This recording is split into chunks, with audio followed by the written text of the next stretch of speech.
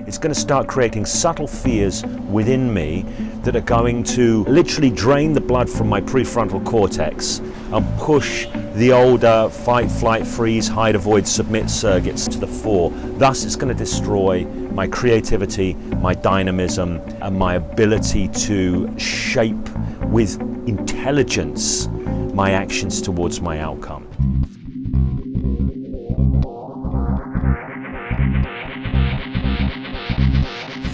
Hey there, how's it going? This is James Tripp. This is a video for James Tripp Chaos Wave. I'm making this video from Venice, Santa Monica in California. I'm literally right on the boundary. I reckon the boundary between Venice and Santa Monica goes right through this Airbnb. I'm going to be here for about 3 weeks, so you'll probably see some more videos coming from this location. This video is about outcome attachment, what outcome attachment is and how it robs you of your power in life. And I'm making this video because I made a video where I referenced this called I Broke My Own Damn Rules. Somebody in the comments section very fairly, very reasonably asked, James, can you catch me up here? What is outcome attachment? What are you talking about? And I've spoken about this way back on the channel, but not everyone has been subscribed to the channel for that long necessarily. So I'm going to go into it a little bit more here. So outcome attachment, what is it? We human beings are fundamentally goal-directed organisms. In each and every moment, we are always looking to make something happen, to realize something. Even when we're relaxing, even when we're chilling out, we want something to happen. We want rest to happen. We want some peace, some ease to come our way. So we're always heading somewhere in whatever we do. Now, this is fine. We've got to move through life. Time doesn't stop for any of us. So in order to participate in the unfolding, we need to engage in action. And it is very useful to have our actions directed by goals, directed by outcomes. But there is a problem that comes about when we become overly attached to an outcome.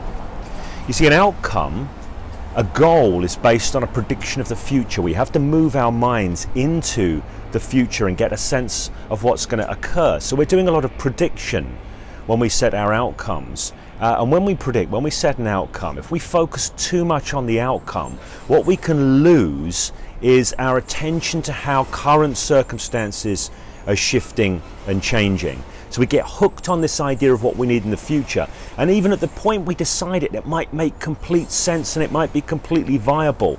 But circumstances, the unfolding of life can shift either subtly or greatly. And if we're still focused, still attached to this outcome, then what we fail to do is be connected with reality as it is unfolding.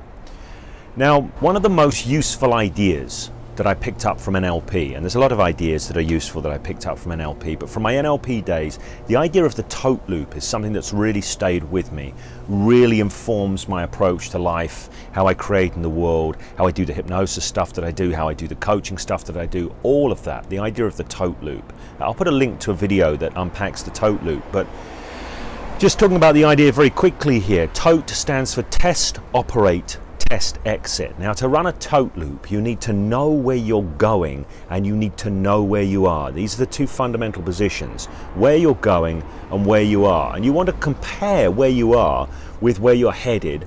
And the operate bit of the tote loop is to make an adjustment to bring where you are closer to where you're going. And this is a very powerful tool. But if you get too hung up in obsessing with where you want to be, and you ignore where you are at, what you will miss is sometimes you cannot get there from here. Sometimes you need to go in a different direction before you now maneuver towards the direction you're headed in. A good example of this is in sailing. If you want to sail into the wind, you have to do something called tacking, which means you cannot go directly for your outcome. You have to be able to kind of zigzag. You have to be able to let go of this obsession with where you want to directly go in order to actually get there.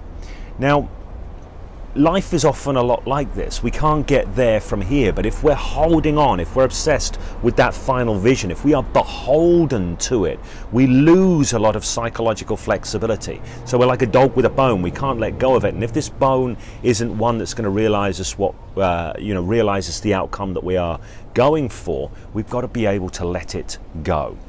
So this is one level of outcome attachment. There is another level of outcome attachment.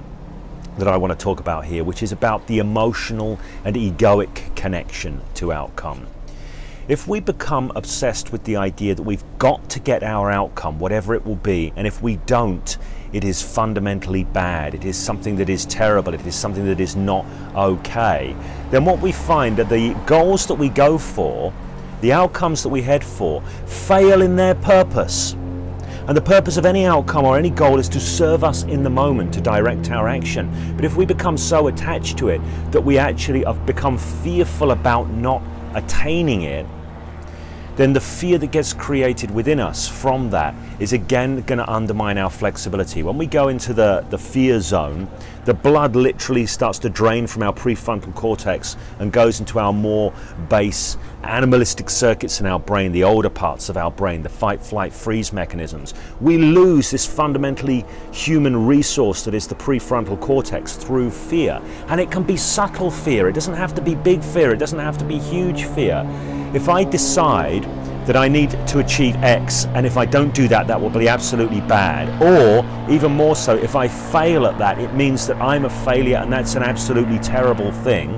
And this is egoic attachment. The sense of self becomes attached to the realization of the outcome. It's going to start creating subtle fears within me that are going to literally drain the blood from my prefrontal cortex, damp down activity in the prefrontal cortex, and push the older fight, flight, freeze, hide, avoid, submit circuits, the more basic animal responses. It's going to push them to the fore. Thus, it's going to destroy my creativity, my dynamism, and my ability to shape with intelligence my actions towards my outcome. So it's going to kind of make me sort of less human in certain ways. Now, I'm not saying there isn't a time and a place in life for fight, flight, and freeze, for going into these survival circuits, but surviving and thriving are not the same thing. If you want to survive, if you just want to fight in a moment, then maybe going into those basic circuits, that can be a good thing. But if you want to thrive, if you want to thrive through creation of profound outcomes that serve you, becoming outcome attached is like a kiss of death. It will undermine your power. And this is why people that are going around trying to micromanage outcomes in life all the time, they're usually highly agitated people, and they often don't get the fantastic results that they might really be after deep down. In fact, they're not usually in a creation space, they're usually in a survival space, so creation isn't in the forefront of their thinking. So that's what I'm talking about when I'm talking about outcome attachment. It's a subset of a large area. In Buddhism, they talk about non-attachment. And there's all manner of things you can become egoically attached to, all manner of things you can start identifying with your sense of self. And anything you identify with your sense of self, if you're going to lose it or not attain that thing you're somehow tying in with your sense of self, you will experience an existential threat, and this is what creates fear. For me, outcome attachment is possibly one of the biggest ones, but maybe that's just for me, I don't know. But then I'm a guy who's interested in creating results in the world, so it's a particularly significant form of egoic attachment. So one last recommendation here. You cannot unhook from outcome attachment if you can't even see it. So the first step to escaping any trap is to be aware that the trap exists. If you're not aware that the trap exists, you cannot escape it. Now, what I'm hoping here is some of the people watching this video, a light will go on and they'll start going, right, hang on a second, whereabouts am I attached to outcomes in my life? If this light goes on, you start to spot it, you start to see it, you start to bring consciousness to it.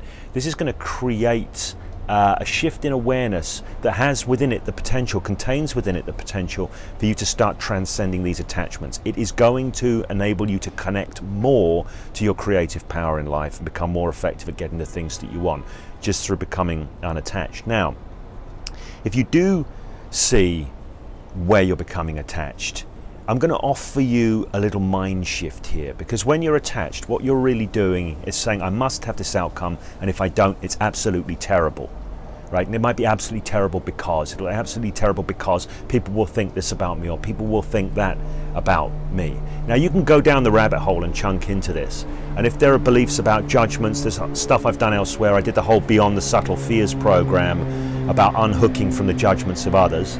I hope you can still hear me over this plane going by. I'm reasonably close to Santa Monica Airport, so please forgive the pilot for interrupting us.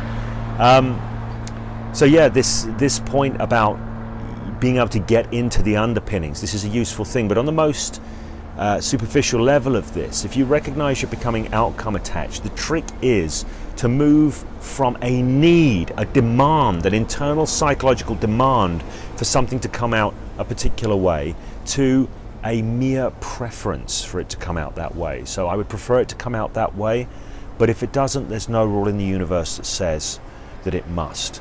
So this is a top level unhooking, and of course you can go deeper, because why is this outcome so important? Why do you have so much neediness around it, so much attachment, so much clinginess to it? Why are you so beholden to it that you cannot free yourself and see every other way of moving forward in this moment?